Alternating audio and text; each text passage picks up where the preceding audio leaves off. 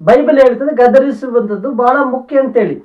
ಇವತ್ತು ನಾವು ಗದರಿಸ್ಬೇಕಂದ್ರೆ ಅದೊಂದು ಆಶೀರ್ವಾದ.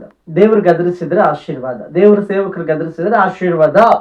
ನಾವು ಯಾವಾಗ ಗದರಿಸಲಿಕ್ಕೆ ಸೀರಿಯಸ್ ತಗೊಳ್ತೀವೋ ಅವಾಗ ನಾವು ಮಾಡ್ತಾ ಇರುವಂತ ಕೆಲಸ ಬಿಟ್ಬಿಡ್ತೇವೆ, ಏನು ಮಾಡ್ಬೇಕು ಅದ್ರ ಮೇಲೆ ಗಮನ ಇಡ್ತೇವೆ. ದಾವೀದನನ್ನ ದೇವರು ನಾತನನ ಮೂಲಕವಾಗಿ ಗದರಿಸಿದನು. ಅದಾದ್ಮೇಲೆ ಮಾಡಿದ ತಪ್ಪು ತಿಳ್ಕೊಂಡ, ಆವಾಗ ಸರಿಯಾದಂತ ದಾರಿಯಲ್ಲಿ ನಡಲಿಕ್ಕೆ ಪಶ್ಚಾತ್ತಾಪದ ಪ್ರಾರ್ಥನೆ ಮಾಡಿದ. ಯಾವಾಗ ಗದರಿಕೆ ಅನ್ನುವಂಥದ್ದು ನಮಗೆ ಸೀರಿಯಸ್ನೆಸ್ ಆಗಿ ಭಕ್ತಿಗೆ ಬರ್ತದೋ ಆವಾಗ ನಾವು ಆಶೀರ್ವಾದ ಹೊಂದುತ್ತೇವ್ರಿ. ಇವತ್ತು ನಿನ್ನನ್ನು ದೇವರು ಪ್ರೀತಿ ಮಾಡಿದ್ರೆ ನಿನ್ನ ಗದರಿಸ್ತಾರೆ. ಅನೇಕರು ಬೋಧಕರು ಗದರಿಸಿದ್ರೆ ಅವ್ರ ಮೇಲೆ ಕೋಪ ಮಾಡ್ತಾರೆ. ತಂದೆ ತಾಯಿಗಳು ಆತ್ಮಿಕವಾದ ಮಾತು ಹೇಳಿ ಗದರಿಸಿದ್ರೆ ಅವ್ರ ಮೇಲೆ ಕೋಪ ಮಾಡ್ತಾರೆ. ಕೋಪ ಮಾಡಿ ಅದರ ಮೂಲಕವಾಗಿ ಪಾಪನೂ ಮಾಡ್ತಾರೆ. ತಾಯಿ ಯವನ ಸ್ತ್ರೀಯಾದಂಥ ಮಗಳನ್ನ ಗದರಿಸಿದ್ದಕ್ಕೆ ಮಗಳು ಸೂಸೈಡ್ ಮಾಡ್ಕೊಂಡು ಸತ್ತೋಗುವಂತ ಘಟನೆಗಳು. ತಂದೆ ತಾಯಿ ಮಕ್ಕಳನ್ನ ಗದರಿಸಿ ಒಳ್ಳೇದು ಹೇಳಿದ್ರೆ ಜಾಸ್ತಿ ಟಾರ್ಚರ್ ಅಂತ ತಿಳಿದು ತಂದೆ ತಾಯಿಗಳನ್ನೇ ಕೊಲೆ ಮಾಡಿದಂತ ಸಂಗತಿಗಳು ನಾವು ಕೇಳ್ತಾ ಇರ್ತವೆ.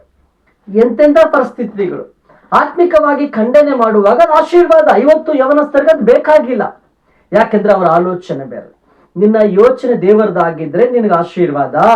ನಿನ್ನ ಯೋಚನೆ ಸೈತಾನಕ್ಕೆ ಕೊಟ್ರೆ ನಿನ್ನ ಜೀವಿತ ಸಮಾಧಾನ ಕೆಡಿಸ್ತಾನೆ, ನಿನ್ನ ಜೀವಿತಕ್ಕೆ ಆಶೀರ್ವಾದ ಕೆಡಿಸ್ತಾನೆ, ನಿನ್ನ ಮನೆಯನ್ನು ಹಾಳು ಮಾಡ್ತಾನೆ. ನಿನ್ನ ಮನೆ ಆ ಮರಳು ಮೇಲೆ ಕಟ್ಟಿದ ಮನೆ ಹಾಗೆ ಬಿದ್ದು ಹೋಗುತ್ತೆ. ಇವತ್ತು ನೀವು ಸೀರಿಯಸ್ನೆಸ್ ತಗೋಬೇಕು.